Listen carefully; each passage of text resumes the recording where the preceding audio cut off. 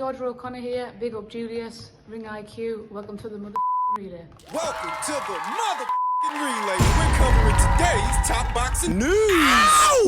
Okay, we'll start with this, the continued fallout of today's bombshell announcement that Canelo Alvarez will meet Charlo, not Charlo, on September 30th in Las Vegas in a battle of undisputed champions. Sources tell ESPN the Alvarez side was informed earlier this week that Jermall, who hasn't competed in 2 years due to personal issues, wouldn't be available. Jermell, his twin brother, was finalized as the opponent earlier today. Fight will be at 168 pounds per sources. Sports Illustrated's Chris Mannix earlier today reported that Jermall wouldn't be ready due to personal issues. What issues? There hasn't been much clarity as to what exactly is keeping Jermall out of action. In any event, to me, this is a better fight, Jermell, than Jermall would have been. Okay, so he's not going to be available in September. Doesn't that then mean that the WBC should strip him since they know he won't fight 9 months into this year? Mike Kopinger added, certainly can't fault Charlo for accepting the biggest fight and payday of his life, but have to feel for Tim Tszyu. After his January fight with Charlo was postponed due to Charlo's broken hand, he fought twice rather than wait around, and now won't get his shot at undisputed, but he may yet get his shot at the WBO title. He won't get the chance to win all the belts in one fell swoop. In all likelihood, they will all go vacant. All four. And even if all four don't, that one will. The WBO title, the deadline was already set ahead of Tim Tszyu's last fight for Charlo to satisfy his mandatory challenger. I believe they stated it's got to get done no later than September or early October. We now know indefinitely that it's not going to happen, so I expect that title will go vacant very soon. As you can imagine, Tim Tszyu's not happy about this. Canelo ducks Benavidez and Charlo ducks Tszyu. Hashtag boxing. Is that what this is? It's not like Jermell is skipping out on Tim to fight an easier fighter than Tim Tszyu. He is in fact facing a better fighter, a more proven fighter at a higher weight. That's not a duck. It's a calculated risk, I will admit that. It's a calculated risk, but to say that Jermell is ducking Tim to fight a better, more proven fighter than Tim at a higher weight? That's not a duck. What about Canelo? And when it comes to Canelo, there are people that are going to be dissatisfied with Canelo Alvarez no matter what he does, no matter who he fights. I mean, if he were to go in there with David Benavidez, they'd just accuse him of ducking Bivol. Ducking the rematch. If he had the rematch, they'd just accuse him of ducking David Benavidez. That's what they were saying ahead of the first fight and after the first fight. They said that in fighting Bivol, he's ducking David. And if he doesn't fight either Dimitri or David, then he's ducking the both of them. There are people that are going to be dissatisfied no matter what Canelo Alvarez does. Though one thing is certain, most boxing fans will tune in. Most paying customers will pay, no matter who Canelo fights. Because he's literally the top draw in the sport, and what that means is that when the boxing fans pull out their wallets, most of them are paying to see Canelo, which is why he's the top draw. It's basic arithmetic. We are on the verge of the reset button being hit in the men's junior middleweight division, and this is more or less what I expected to happen. I didn't expect that Tim would ever get his crack at Charlo. It just didn't feel palpable. Didn't see it happening. Psychic power, chance, or circumstance, I did not feel that fight between Tim and Jermell would be realized, and now we know it's not gonna be. So where does that leave Tim? Well, he's still WBO interim champion if the WBO don't elevate him straight away. If they vacate the title and make him fight someone for it, Russia's own Bakram Murtazaliev is ranked at number 1. He also happens to be ranked at number 1 by way of the IBF.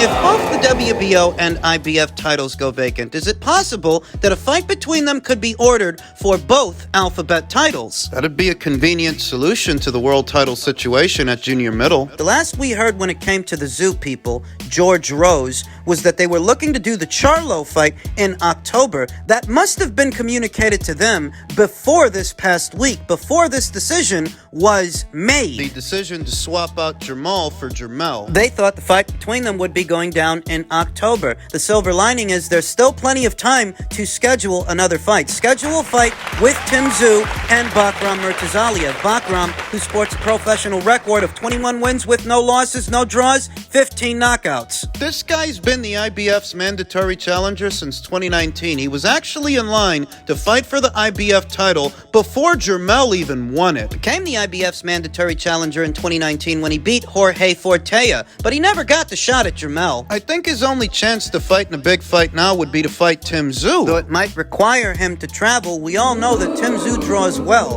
very well, in his native Australia. He draws better in Australia than Jermell draws in America. So if Bakram Murtazaliev is willing to travel, he can be a part of a big fight, a big title fight in the land down under. Now, Bakram, he saw action 2 times last year and once the year before that. Last in action in December, opposite the ring, Roberto Valenzuela. Won a unanimous decision in what was an 8-rounder. If they decide to do a Tszyu versus Murtazaliev fight in October, that's approximately 10 months since Bakram's last fight. Tim Tszyu people need to move on this. They need to hurry up and schedule themselves a fight, make all the phone calls, get Paco on the phone, put some pressure on him to vacate the WBO title so that you can hurry up and fight for it. Don't let your career be in limbo because of Jermell's decision. Thankfully, Tim's already fought 2 times this year. A fight with Bakram or somebody else in the fall, that would be the 3rd, so it's still been a productive year. For Tim it has, for Bakram Murtazaliev it hasn't. He hasn't seen action the entirety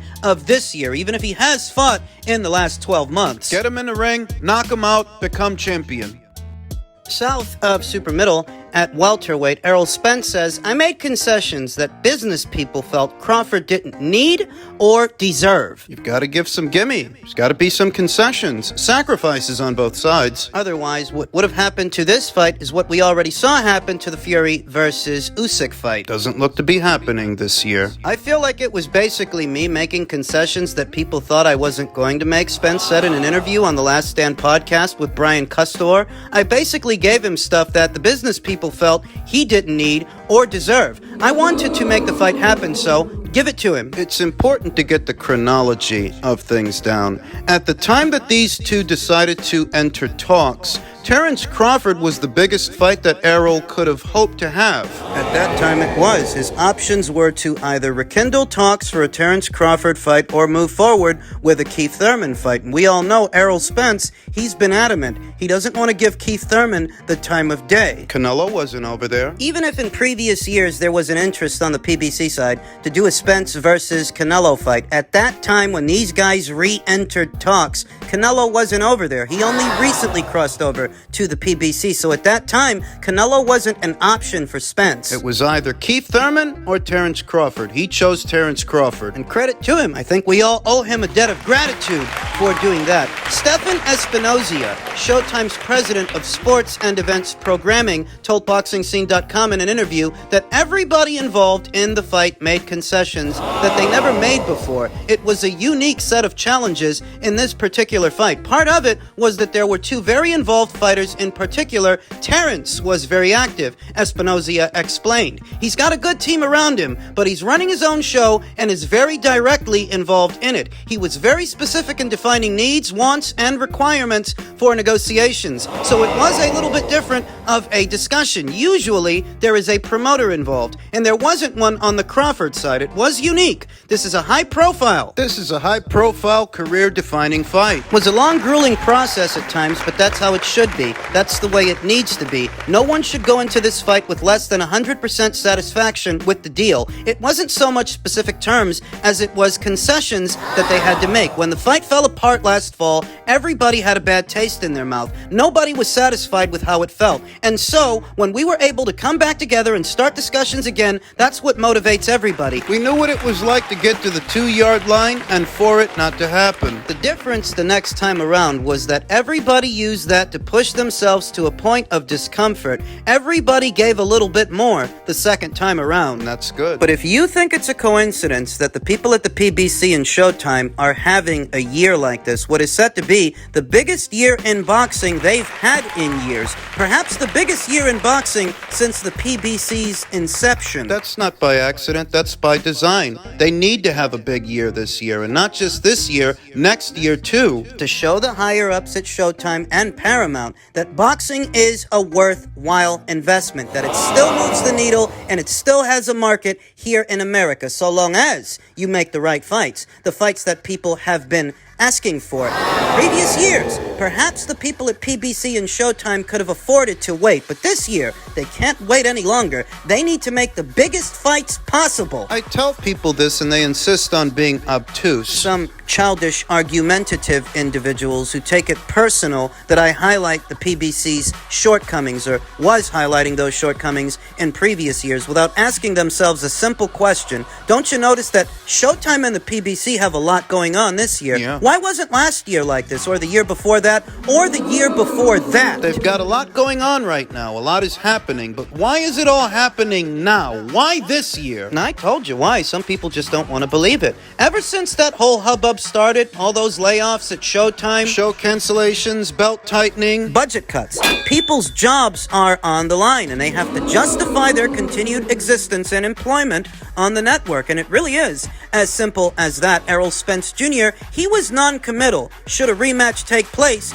Would it take place at 147 or 154? You want to pay attention to that. Especially now that Canelo Alvarez is over there. I don't know, Spence said with a very deep sigh. We'll see when the time comes. Both fighters have been adamant in recent years that they are ready to move up to super welterweight. Might get 2 fights out of this, might not. You never know what can happen with scorecards or a headbutt or an injury, said Espinoza. It would have been sort of silly to stage this fight and not have a rematch already built in case something weird happens, or we get a controversial decision. Now that Canelo Alvarez is over there, I'm sure that Stefan Espinoza and the people at the PBC are chomping at the bit to make a Spence versus Canelo fight. The problem is, both boys in the Spence versus Crawford fight have rematch clauses. How do you skirt out of that? Irrespective of who loses, whoever loses has 30 days to activate their rematch clause. That's saying that if Spence goes in there and he actually beats Terrence, he's not off the hook. Terrence were to lose and he activated his rematch clause, Errol would have to fight him again. He wouldn't be free to go fight Canelo. So how do you get around that? Well,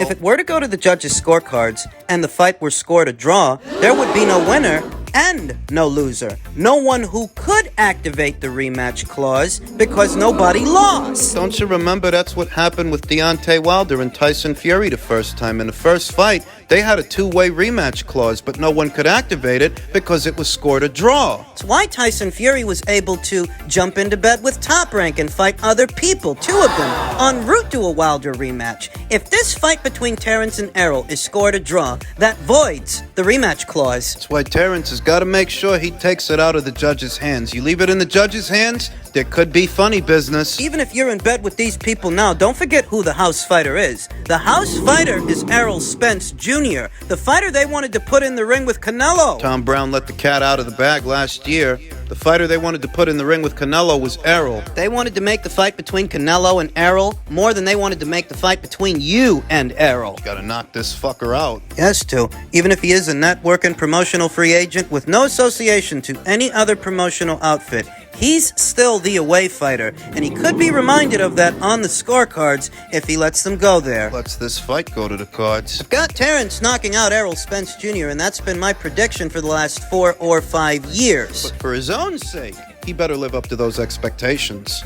South of welterweight, at junior welterweight, otherwise known as super lightweight, Teofimo Lopez Jr. says he's retiring, and no one close to him believes it. I mean, I can believe it because retirements in the sport of boxing aren't like other retirements. You can retire from boxing for a bit and come right back. Ray Leonard did it, and Floyd Mayweather. So if you come back, was it really a retirement or a vacation? I'm really retiring, and I want to look young, feel fresh, and I look great, Lopez said. I know no one believes that. I know no one close to me believes it. I have business going, hoping to open up a gym in Miami, Florida, or somewhere around there, and I see how dirty boxing is getting, and I want to try and help the sport. I'm going to brand out TO Promotions. I want to train fighters. I plan on still being involved in the sport. I have other good things going, and I want to get out while while my brain is still functioning normally, my father heard about it, and this is news for him, like it is for everyone else. Oh. He thinks I'm saying this out of emotion, but I'm working on things. I'm young, and I want to take advantage of that. Boxing needs me. I don't need boxing. I have been able to capitalize on my success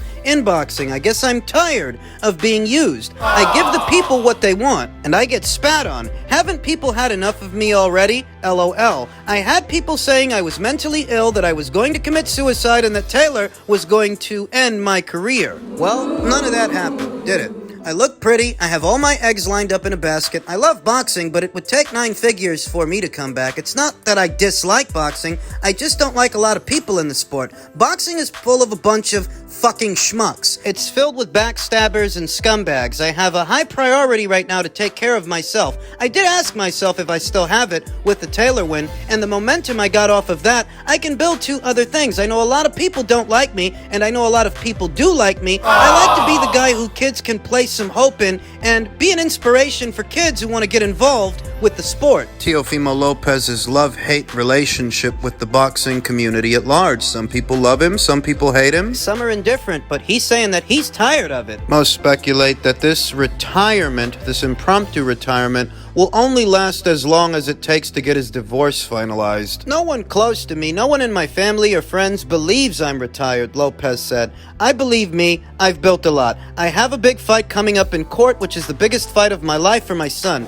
I am not a slave to anyone or boxing. The only one I serve is God Almighty. I got what I got from boxing, and I'm out. Give this time, I'll create more business opportunities, and I need time to grow that. When I put my mind to something, I become great at it. I started playing basketball, and I've become very good. I can beat Floyd Mayweather in a game of one-on-one. Think people would pay to see that? Now, I don't know if I would be willing to play Danny Garcia one-on-one. That may be different. One thing we can all say is that for his very young age, Teofimo Lopez has been through a lot. Once I get the love I feel I deserve, and people scream, I want Teo back, I want Teo back, maybe I'll think about it, and I'll wait to hear from the people if they want me back, Teo said. If they want me back, that's great. That's a big win for me. It feels like I'm not appreciated. The boxing industry slaps me in the face. They put me down because I do things the way I want to do them. Never doubt me. People are saying this retirement thing is because of the divorce situation with his ex-wife. It may look like that, Captain Obvious, but it's not. It's about respect. You have ESPN inviting Shakur Stevenson, Tank Davis, Devin Haney,